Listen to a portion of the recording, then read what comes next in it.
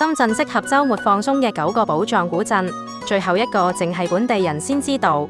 1. 南頭古城，距今1700餘年，係歷代嶺南沿海地區嘅行政管理中心，亦都係而家深圳嘅原點。2. 金坑古鎮，歷經350餘年歷史沉澱，而家已經打造成融合傳統客家文化與現代文旅創新嘅國家標杆級景區，號稱深圳版小麗江。3. 大鵬鎖城，向來有沿海鎖城、大鵬之最嘅美譽，仍保留住大量古城牆同古街道。4. 觀瀾古墟，深圳4大古墟之一，近代民族文化第一街，而家老街已然褪去喧囂，卻仍有濃厚嘅客家風情。5. 清平古墟，深圳唯一現存嘅3孔石拱橋、永興橋、新橋、糧倉、廣安當鋪等文化保護單位均坐落於此。6. 鶴湖新居，係深圳現存客家圍中保存最完整、最具代表性嘅一座。7. 灣蘭版畫基地，係國家級文化產業示範基地，著名版畫家陳燕橋嘅故鄉。8. 大萬世居，古堡式客家圍屋建築，佔地1.5萬平方米，每年都會舉辦盆菜宴等傳統活動。